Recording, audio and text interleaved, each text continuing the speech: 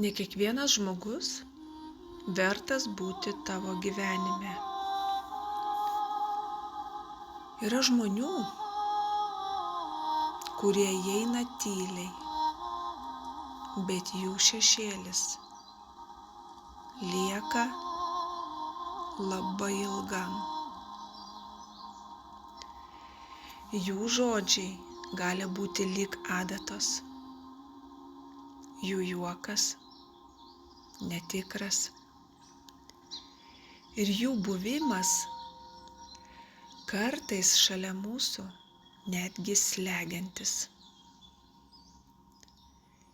Pajunti, kad po pokalbio su jais tau kartais sunku būna kvėpuoti.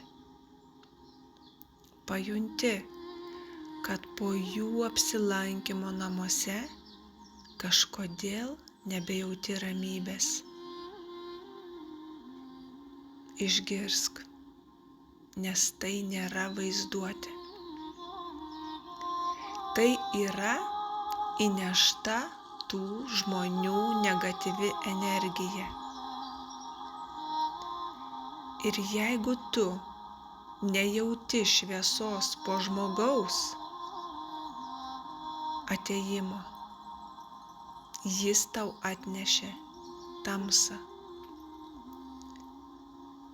Tai ženklai ir metas, kada turi ir privalai apsivalyti. Apsivalyti ir valytis turi ne tik kūną, bet ir sielą, mintis bei namus. Ir valytis būtent nuo jų pėdsakų, nuo jų atneštų nuoskaudų, nuo jų paliktų minčių, kurios įsikibo ne tik į tave, bet ir į tavo namų energiją, per kurią paliečia tavo artimuosius, gyvūnus ir viską, kas aplinkui gyva. Ne kiekvienas žmogus vertas būti tavo gyvenime, bet tu esi vertas gyvenimo be nuodingų ryšių. Leisk sau būti laisvu ir jaustis laisvai, bet tą pajusi tik kada pradėsi nuo viso to valytis ir suprasdamas tai suvoksi.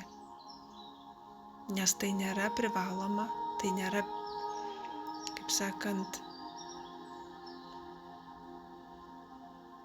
tiesiog tai nėra privaloma. Aš tiesiog mąstau, kada kalbu, kad ant kiek žmonės kartais nori dėl viso šito užmerkti akis. Ir dažniausiai pasako, kad tai yra nesąmonė, kad tai yra išsigalvojimai, arba kas labiausiai negražu, kada sako, tai yra bobučių paistalai. Bet paistalai ir tos nesąmonės būna iki tam tikro lygio, arba iki tam tikrų atsitikimų. Ir kai kartais tai atsitinka ir būna per vėlu, dažniausiai apie tai ir pamąstom. Mano šaukimas, šauksmas ir visa informacija, kurią aš skleidžiu iš savęs, tai noras padėti. Noras, kad žmogus kuo greičiau tai išgirstų ir pradėtų mąstyti ir susimastytų, kas supa jį, kas yra aplink jį, kaip jis gyvena, su kuo gyvena, vardan ko gyvena ir dėl ko gyvena. Kad žmogus gyventų pilnavertį gyvenimą, kad žmogus būtų laimingas. Tai yra vienintelis, ko aš šiai dienai trokštu. Nes gyvendama toj pačioj žemėj ir nešdama dieviškąją energiją ir šviesą, kurios dėka daugam padedu,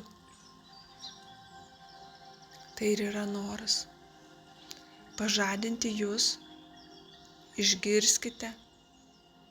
Ir jeigu tai jūs liečia ir paliečia, tiesiog nepraleiskite pro šoną. Kad tai yra tam tikri signalai, gyvenimo signalai. O aš visada šalia. Aš visada čia. Tau tereikia tik parašyti ir susisiekti.